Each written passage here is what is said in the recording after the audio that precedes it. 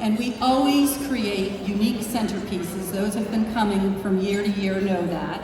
And we really want people to take the items home with you at the end of the program. So anything in there, we welcome everyone to take them. We've got some fresh local apples from Jaswell's Orchard, some dried flowers from What Cheer Farm in Providence. Underneath the basket, there's a copy of Edible Rhodey, which has a feature story on Rhode Island Farm to School and the Smithfield School District.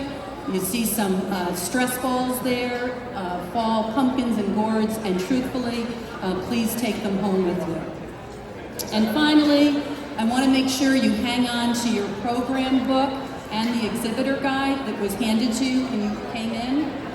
The morning's agenda and the menu is in the program guide, and there's also information from our sponsors. But on the back pages, there's details about 2 opportunities, program and professional development opportunities that we'll be talking about in the next half of the program. Also, your exhibitor guide, this is a great thing to hang on to. This has contact information and descriptions of all of the exhibitors that are with us here today. Both of these things are going to be linked to our website. We'll have a Breakfast 2023 page, and they'll be there so that you can then share them with others in your district by sharing them digitally. So look for that. We'll be sending out an email to you after the event, and it will have the link to that webpage, but also a post-event survey. We really pay attention to all of the feedback and the comments we get in the survey, so please complete that. Okay, now I'm going to ask that we come to 2 group agreements. All right, can I have everyone's attention?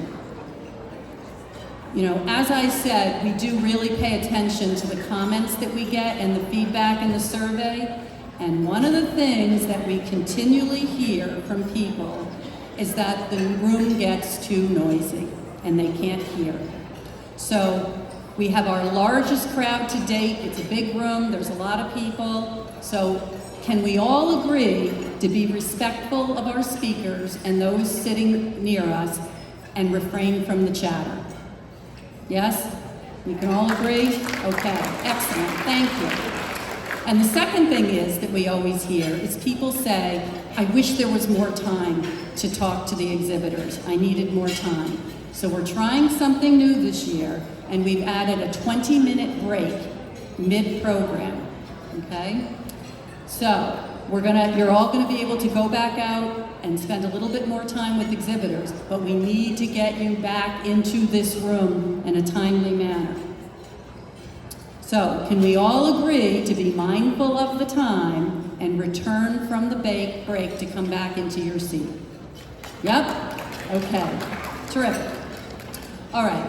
We always start our program by thanking our sponsors who really make this event possible and support our work. We are so grateful for our perennial hero sponsors, Rhode Island Department of Education, Rhode Island Department of Health, Blue Cross Blue Shield of Rhode Island, and our national partner, Share Our Strength, No Kid Hungry, for their generous level of support. We thank our champion sponsors, Dave's Marketplace, Johnson & Wales University, and New England Dairy, as well as patron sponsors Aramark, Chartwells, Sodexo, United Way of Rhode Island, Virgin Pulse, Yonder, and the YMCA Alliance of Connecticut and Rhode Island. Additional sponsors and exhibitors who are so important to the success of this event are listed on the screens and found in your program book. So thanks to all of them for helping us make this annual event a success for our school wellness community. Our first presentation will address the intersection of universal free school meals and farm-to-school policies. I'm pleased to welcome Betsy Rosenbluth from Vermont to share experiences and impacts from her state's big win to pass a permanent Healthy School Meals for All program that integrates strong local food purchasing. Betsy is the Farm to School Director at the Shelburne Farms Institute for Sustainable Schools. I first met Betsy and had an inspiring learning journey while attending the Shelburne Farms Northeast Farm to School Institute in June of 2022 with a team from Smithfield School. I'm so excited for what she will share with us.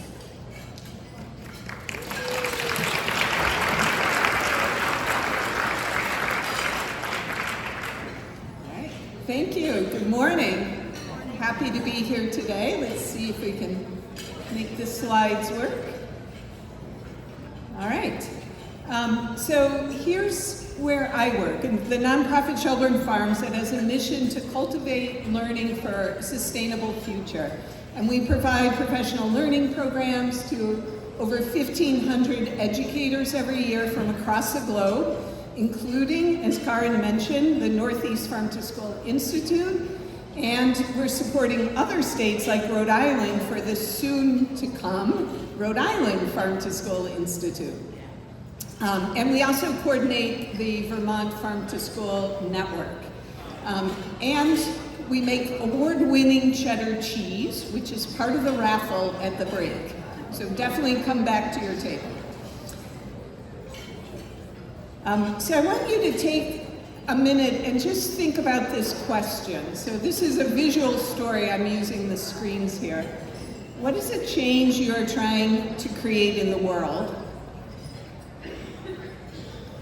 And how can Farm to School help you in achieving that?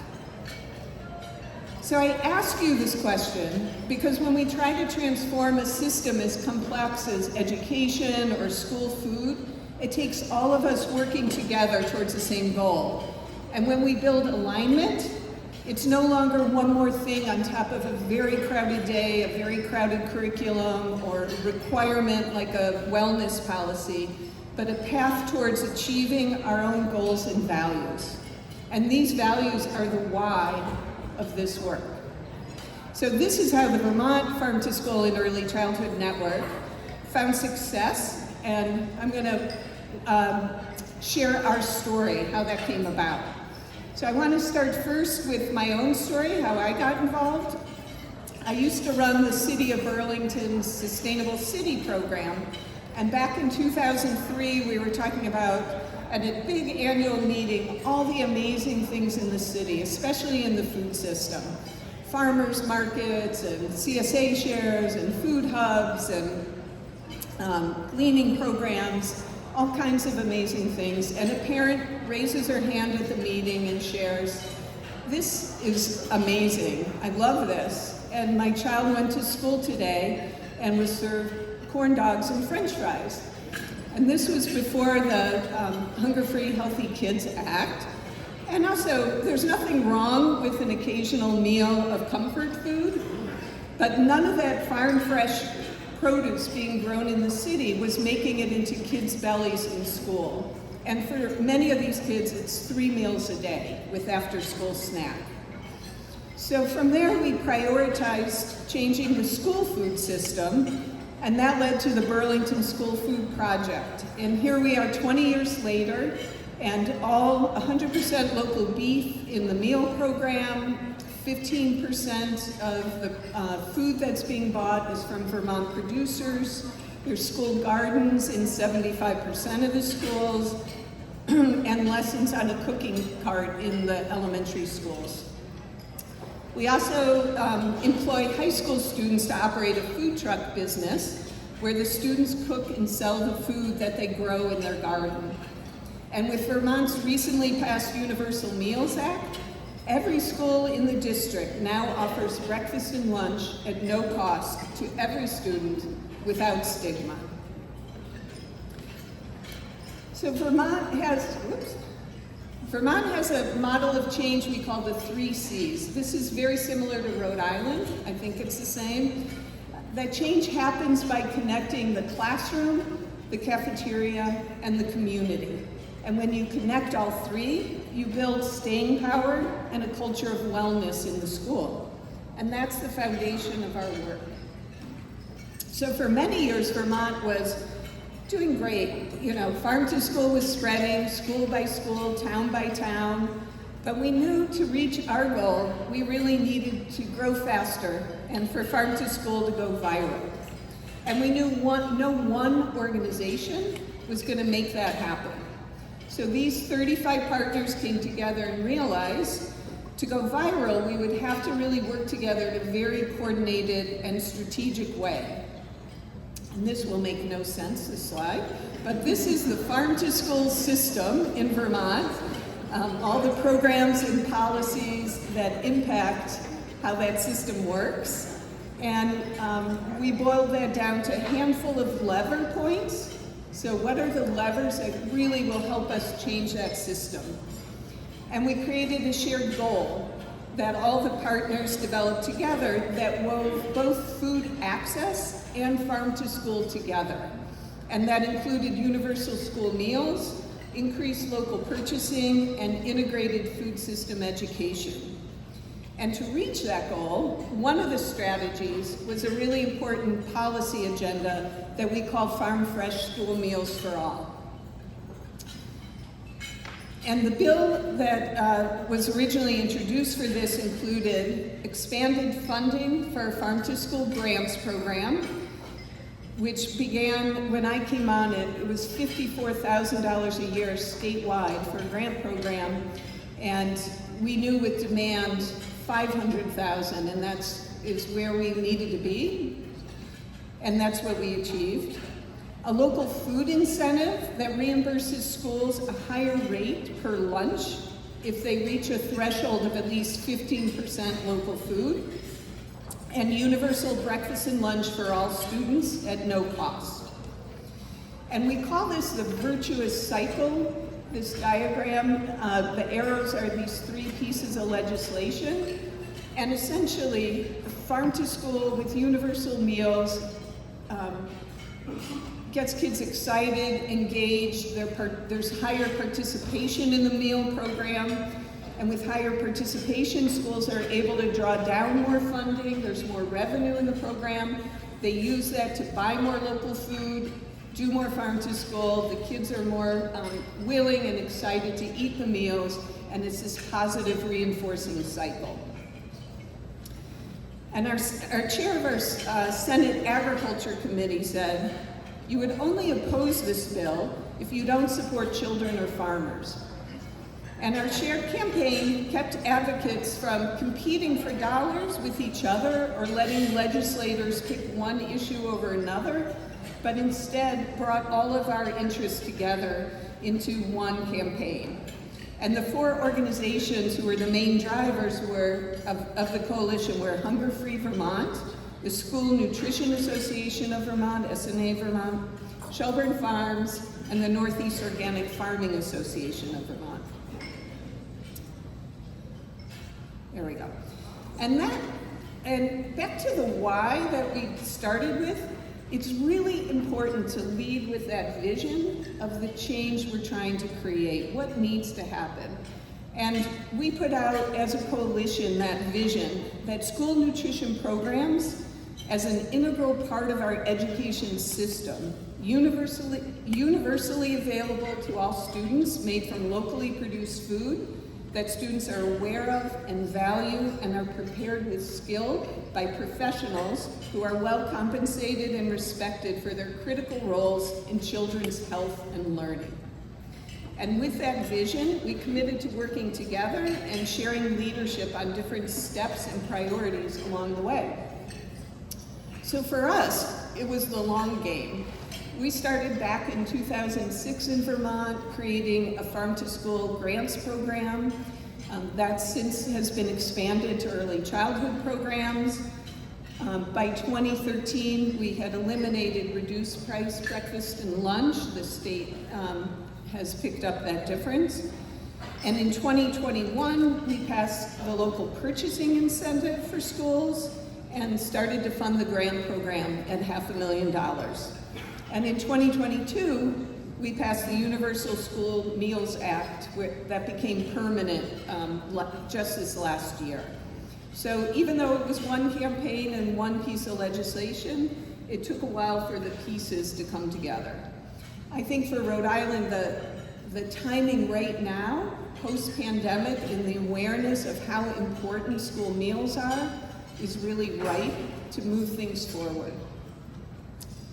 And when it comes to universal meals, and many of you are aware of this, then research studies show that children who eat meals at school have fewer absences due to illness, focus better in class, have fewer behavioral problems and referrals, have improved academic performance, fewer visits to the school nurse, have better social skills. And Vermont's experience so far has confirmed these national studies. I mean, just think of sitting here today for the next 2 hours with no breakfast. It makes no sense for what the hard work that we're trying to do with students in school. Prior to the pandemic, 64% of the Vermont schools providing universal school meals had increased their local food purchasing as a result. And with universal school meals, we can ensure no student feels what hunger is in school, and that every student has access to the same things while in school, whether it's textbooks or Chromebooks or a bus to get there, or meals, and a nutritious breakfast and lunch. The universal aspect of universal school meals is incredibly important.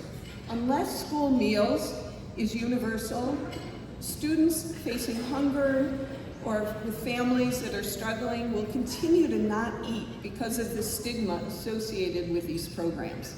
I don't need to tell you, you see it every day in the cafeteria and at school. It's the universality also that helps relieve the administrative burden on staff, allowing school nutrition professionals and administrators to focus instead on fresh food rather than collecting parent debt or running the cash registers. Here we go. So our students have been the most effective advocates in our campaign. Here's a couple of quotes from Emma, who is a freshman at Essex High School. We've been supporting them to testify and to be visible, and they've been willing to share their lived experiences. So to summarize this quote, forgetting lunch money was embarrassing, but for many, embarrassment wasn't the biggest issue. Instead, it was the fear and reality of being hungry all day. And our former president of SNA Vermont, who's a school nutrition director, has said, I had a student the other day tell me, I think kids should have a safe place to go while they're at school, and free meals makes that cafeteria much more welcoming for everyone. He thinks he's killed the stigma around school meals because he normalized them, and school meals are easier to get to. And they're better because he's able to pay more attention to them and buy better ingredients, and he has more resources. And another factor in our success was shared messaging. We needed to change the public narrative about school food. Instead of focusing on the challenges and the pitfalls, we asked, what would it look like if school meal debt was just eliminated? And if cafeterias had the staffing and infrastructure they needed to process locally grown ingredients? And if sharing communal meals was a daily experience embraced by both students and staff? And finally, if students experienced how local food is grown and cooked? So we worked together to create new messages and effectively rewriting the story so that it would lead to this happy vision that we were looking for. And as our new school stories were shared and repeated, the old stories started to disappear. And we're no longer hearing that the quality of school meals was poor or that people didn't want their children eating them. And even more importantly, our emphasis on equity and collective responsibility, that every student should have access to the same things, whether educational opportunities or good nutrition, was silencing one of the most common objections, that parents should just take care of feeding their own children. And while Hunger Free Vermont would be testifying around universal meals, they were also being asked, well, how will those meals help our farmers or our producers or our local businesses? And we put together as a network a campaign we called This Farm Feeds Vermont Kids. So it was a visibility campaign where over 100 farms were identified that sell to schools or early childhood programs. And they placed these signs at the farmers market booths and on the roadside so that decision makers, as they drive the Vermont roads to work, could see the connection and the possibilities of those connections. So I think the question always at the end of the day is, okay, how is this all really making a difference? And Farm Fresh School Meals for All decreases child hunger by expanding participation and school meals. We've seen that. Students who know a farmer or grow their own food are more likely to eat fruits and vegetables. And with farm to school programs in Vermont, we found that students are eating twice the national average in vegetable consumption, have twice that. Engaged learning, again, you know this better than me, that farm to school engages students in hands-on learning, and when they're engaged, research shows an improvement in test scores and STEM skills and attendance and behavior. In Vermont, we're a small state as well as Rhode Island. Schools purchase $20 million in food every year, and we want more of those dollars staying with our Vermont economy and with our Vermont farmers. And a university study showed that every dollar a school spends on local food, $1.60 is contributed to the Vermont economy. And students are participating in all kinds of internships and competitions and developing entrepreneurial skills, career exploration. This is Tord, excuse me, in the slide, who was in our first junior Iron Chef competition. And he has since graduated in food systems from the university. He's coaching a junior Iron Chef team. And he works at a local restaurant. We've had about 5,000 middle school and high school teens participating in that program. And after 20 years in Vermont, schools are reporting probably almost 9 out of 10, 87% of schools at least purchase some local product. We're trying to grow that percentage. 75% report having school gardens. Same thing, we want the depth of that across the curriculum. And over half have increased participation in school meals.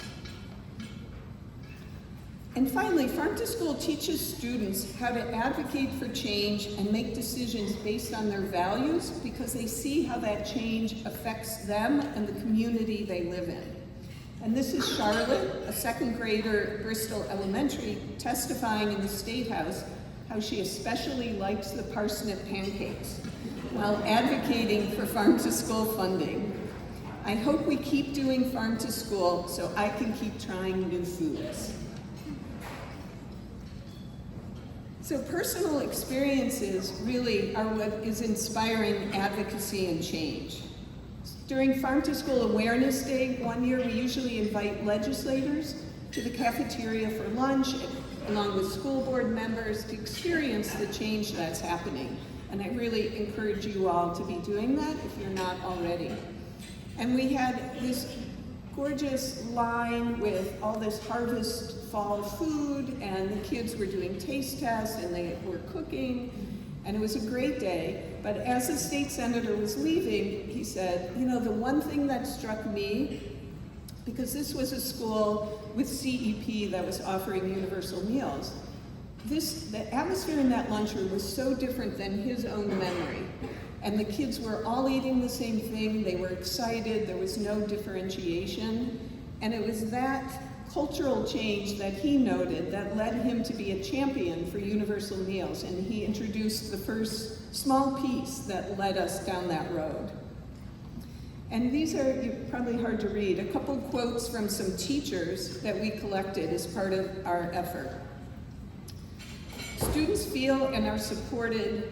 They experience no stigma and no worry about the adults in their homes providing for them. And that was a teacher in Burlington. A teacher in Bristol commented, I am an educator in a public high school and I have seen firsthand the benefits of universal school meals. Students feel and are supported. They experience no stigma and no worry about, that's the same one, the adults in their homes providing for them. And the other quote is, the biggest thing I noticed was the decrease in anxiety. Students are not stressed about being hungry anymore. They know that they're fed, and that goes a long way for how they can be present and learn. So finally, there's a lot of ways that you can help on all different levels, and I know Karen will let you know many ways to do that. There's some great cards on the table, supporter cards, that she'll talk about. For us, we collected 1,500 supporter cards, and then we were able to deliver those to legislators. We had over 100 organizations sign on to a sign-on letter. We had numerous letters to the editor or the digital equivalent, or people just sharing their stories within their own networks. And we supported others to share their stories, so students and parents and teachers and school nurses. We continue to invite legislators and school board members to lunch, to the cafeteria, to either see the change that's happening or to talk about what could be possible. And finally, don't be shy about testifying and sharing what you're seeing. And I'm going to end with one last story that goes back to why I do this work. So when some high school students were testifying in committee, the legislators, one legislator in particular commented, your presentation was fabulous, but really, what difference does this make to you? And one of the students thought for a minute and said, it makes me think twice. And he paused. It makes me think about what it took to get the food on my plate and what it does for my body, and I don't waste it. And then he went on to say when his mother was sick, he did the cooking in the house. And he started a community garden at the mobile home park where he lives. And when you combine the transformation of this student with others in his community and across our states, together we can create a more sustainable world. So thank you so much.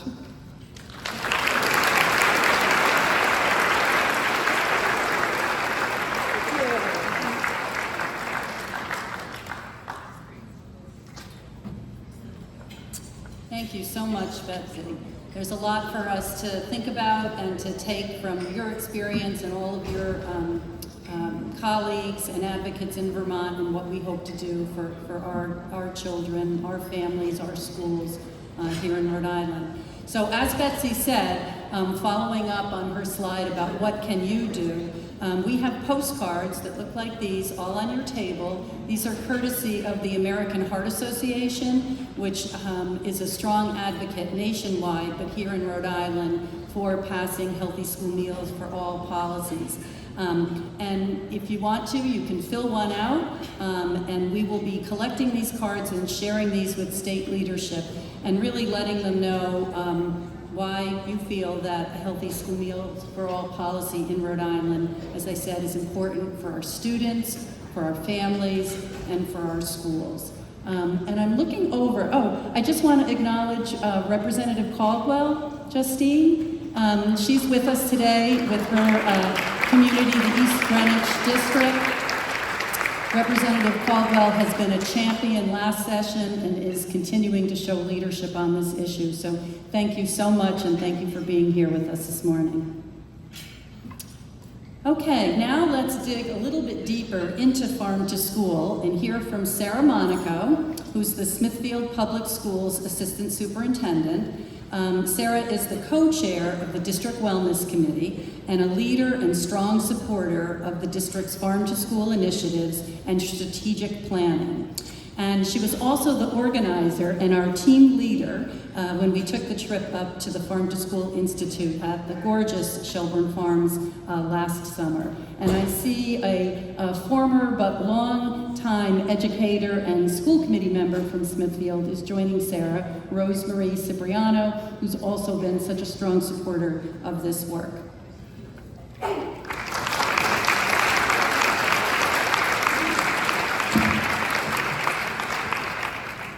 Thank you so much, Karen, and thanks for having us to share a little bit of our farm to school journey. So I think the first question that most of you will ask is why, right? We have so many requirements as administrators, teachers, principals that we have to adhere to. So why would we embark on this farm to school journey? And the reality is many of you have participated in strategic planning, where you're looking at your strengths, your weaknesses, and then those outside opportunities and threats to your district. And when we looked at our opportunities, we realized that here we are in Smithfield, in the middle of farms. We have so many local farms around us, yet we weren't really taking advantage of them. We weren't capitalizing on those partnerships. And so this was back in about 2019 when we started making some of those connections. And as you can see, an additional why is our students. We knew that if we could provide that foundation of wellness for our students, that we'd see an increase in engagement, attendance, we'd have better behavioral outcomes, and certainly academic outcomes. We also quickly realized, after having a few field trips and whatnot set up, that we would need an infusion of funds to really keep this going. And that's when we applied for and received the USDA Farm to School grant. That was a 2-year grant that we received, unfortunately, right before COVID. Here are some of the activities that the grant supported. Certainly, the first set was equipment. We knew that if we were going to be procuring more local foods, we would have to have additional refrigeration for those foods. And certainly, I want to mention this was all done in partnership with Food Services and Chartwell's. We got a smoothie bike, which was awesome for kids to ride and experience local dairy. We got mobile cooking and teaching carts. We have 2 of those, which I'm going to show you a picture of in a minute. There's some of our smoothie bikes. In the corner there, you can see our mobile cooking carts. Those can be brought anywhere within the district to get the kiddos involved in cooking. We bought a Rhode Island Farm to School kit to promote everything, which includes stickers so that every time a kiddo tries something, they have that watermelon radish and they're excited about it. They have that kale, they get a sticker that says, "I tried local." The USDA grant also supported some line wrapping and equipment to really spruce up our cafeteria and enhance our food services program. And student tasting. So what you see there are fish tacos, and the thing I'm going to tell you is everyone makes assumptions. Everyone makes assumptions that kids are going to hate kale. They're going to hate radishes. They're going to hate this. They're going to hate that. They don't hate it. They love it. They love it. Even the fish tacos at the high school, which I personally served, walking around, right, Solange? Yeah, I walked around with a tray. The kids were eating it right up with nice fresh fish from Rhode Island. So that was wonderful to see. So that was a 2-year grant, and at the end of that grant, and I don't want to make it sound easy, of course there was a lot of work that went into implementing all that. We had the incredible opportunity to participate in the Northeast Farm to School Institute with Betsy, and the best part of this event was that we were able to action plan for the next few years. And the last thing that we wanted to happen was, after all this momentum, to really lose steam with this initiative. So I'm going to turn it over to Rosemarie to talk about who went to that Vermont feed and institute and the importance of school committee support. Good morning. This is what the largest group that I've seen, having come to these in the past, so this is great. If you look at the picture, so just to give you a sense of who's here, we had Stephanie, and Stephanie is with Rhode Island Farm Fresh, way in the back. And who's next? I've got you? Yep. Okay. Myself. Where's Reese? Reese is at the end, and Reese is with Chartwell. He is our chef at Smithfield. Reese, please stand up.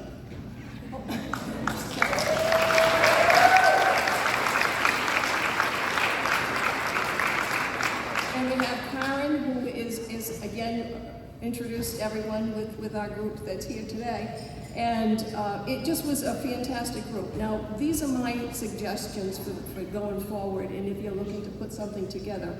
In my past, I have 23 years as a high school principal, and I strongly suggest you have someone representing elementary level and someone representing the secondary level. Also, if you're a school committee member or you're involved, very involved with any of the committees that may be active in your district, please put your name forward to be part of a team, because what you are able to learn and come together as a full group, the group, as a team for your community is essential, and it's important to everyone, especially to every child. So I urge you to do that, and now I'll turn this back over to Sara. Thank you, Rose. And so Betsy had already mentioned the 3 C's, which again, this was also a professional development opportunity for us to really learn more about Farm to School. And so we essentially created an action plan with action steps for the upcoming year or 2 years that revolved around the classroom, the cafeteria, and the community. We also developed this vision statement for our Farm to School work. And just to think about logistically how that works, we certainly have our wellness committee, but then we have a Farm to School subcommittee that meets monthly. So wellness meets 3 times a year. Again, Rose was my co-chair throughout all of this. But then we have the Farm to School subcommittee that meets monthly to try to make all of this happen. So what does it look like? What does it look like? And this is what I'm excited to share with Betsy, because she was leading all of this work, and now here it is in action, right? What does it look like in our cafeteria? It looks like local foods. That's local kale, which happens to be my favorite, and it's advertised so that all of our students know that it's coming from local sources. There are chefs, or Chartwell's chefs, who are preparing foods right in front of the kids for taste tests in our cafeterias. On the left there, that's a program that's been supported by Farm Fresh and the Rhode Island Healthy Schools Coalition. It's the Local Food Ambassador Program. For any of you who have ever been in cafeterias, school cafeterias, it gets a little crazy, right? If you're gonna be doing tastings, we need more hands. We need all hands on deck. And so this program trains community members and parents to come into the schools, come into our cafeterias, and assist with those student tastings of local foods. Up in the corner there, and it's great, my principals get so involved in it. When we do these tastings, a lot of times they'll take the guess approach. All right, everybody, here's our secret food. We're gonna guess what's in it. That happened to be beet fries.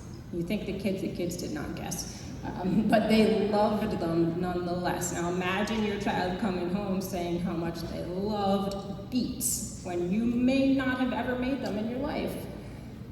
And then in the bottom corner there, that's really come full circle with the food cycle, and that's a composting program that we have going and are expanding. It's called the Cafeteria Rangers program. So we have elementary students that are helping other elementary students realize how to dispose of food properly. Our partnerships with Bootstrap has really helped that move forward, and we're expanding it to our other elementaries. So that might just look like a composting program, right? But you're making that connection, and you're also providing your youngest students with leadership opportunities that they really, really love. So now what does that look like in the classroom? I did not have to look far at all for classroom connections. What comes to mind first is always science and health. Those are obviously the easiest connections to make. But even in our ELA program, our English Language Arts, with all of this high quality curriculum legislation, all I had to do to fill up this page was go K to 2. Those are all of the books and units of study that they are doing within our English Language Arts program, and you can see the clear connections there. So all of this work is not only helping to build background knowledge, but really solidify that content. Here's also what it looks like in the classroom.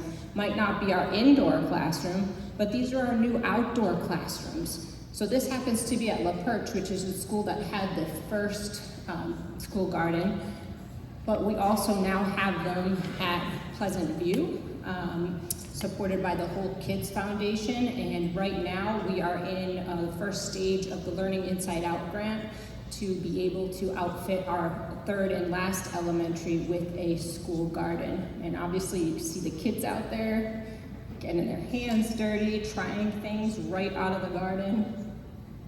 This is all supported by a partnership with Revive the Roots. I'm going to be talking about that in a minute, but I'm an assistant superintendent. You probably know all of what I have to do. My principals are doing what they have to do, although I'd love to be able to maintain a garden and get out there. The reality is that I do not have time for that, nor do my principals or teachers. So that community partnership is essential in maintaining all of this. And then there's one final picture. And then community, and when I talk about community, that's actually two prongs. So the first prong is community partnerships, which are essential in having this happen. Here are just a few. We have Jazzwell's Farm, who's been wonderful about not only field trips, but providing us with those local foods. I've got Tri-County Community Action Agency, because over the past 4.5 years and 5 years, this has really grown. I've got Lisa Kennedy, who's come and helped us get foods to some of our most high-need areas, fresh foods to the families. Revive the Roots, again, a primary partner of ours, doing not only garden maintenance, but monthly garden education.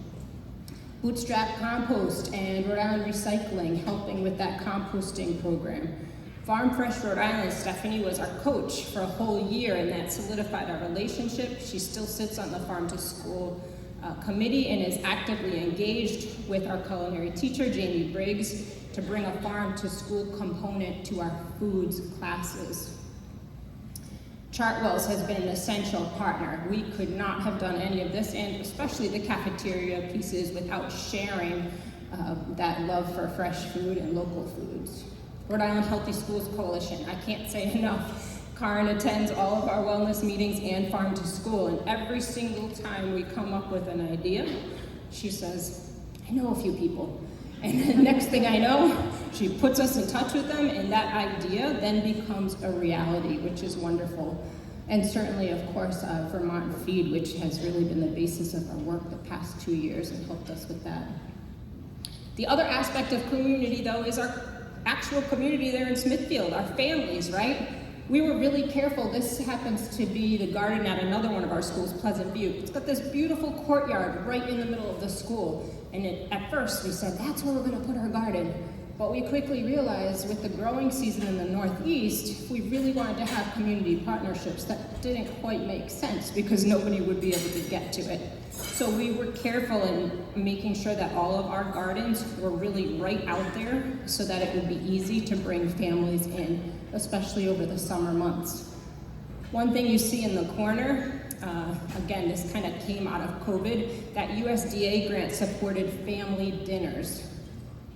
Well, can't be doing family dinners in the middle of a pandemic, but that didn't stop us, because what we did, and Cheryl, you did a lot of this work as well, we came up with the idea for take-home kits, and actually, we like them better than family dinners. So every time we have our families coming in, whether it's for open houses or school report nights or whatnot, we're trying to find ways to send our families home with the fresh ingredients that they need and recipe cards to be able to create these recipes at home with their families. So we've actually had a kind of a better result than the family dinners. So finally, what have we learned over the past 4.5, 5 years? And remember, this has been over the course of 4.5, 5 years, where we just add a little something else each year. Regular meetings are essential. It is so easy for something like this to get lost with all of the competing initiatives and requirements. So those meetings kind of bring us back. We review the action plans. We talk about what we've done, what we really need to get on. So that's been great. I've already talked about the community partnerships, absolutely essential for sustainability. and also funding. We can't get away from the need for funding, right?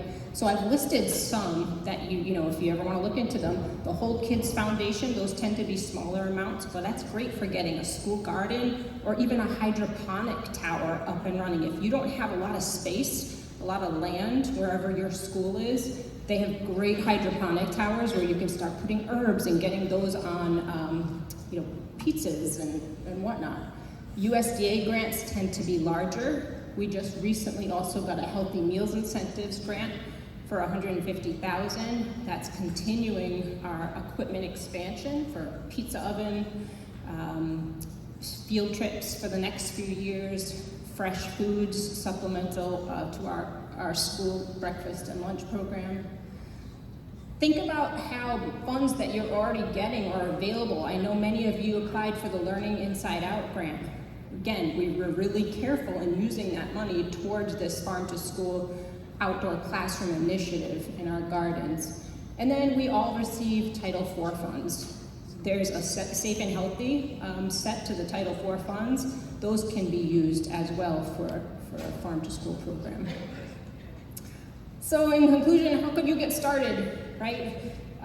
Start small, that would be my suggestion. Pick a grade level, find that curricular connection, and set up a field trip, or have somebody come in, or talk to food services and see if they can do something with those nice fresh apples to go along with that unit.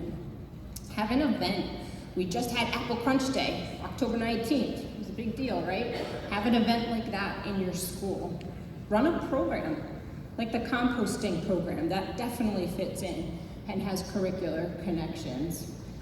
And also identify those local partnerships. We have farms throughout the state, even in Providence, we have things like Gotham Greens, Farm Fresh Rhode Island. So even in urban settings, there are many partnerships. And finally, my principal, Julie Dorsey, who's really been a partner, she could not be here today because she was at a training, and then Annie Beyer from Revive the Roots couldn't be here because she's running a field trip with my second graders from Pleasant View. But she's really been instrumental and been leading a lot of this. And so she has extended the invitation to any of you who want to go see it in action. Contact her, email me, and we would be happy to have you. And Revive the Roots, correct? We can contact Annie Beyer at Revive the Roots. So thank you so much.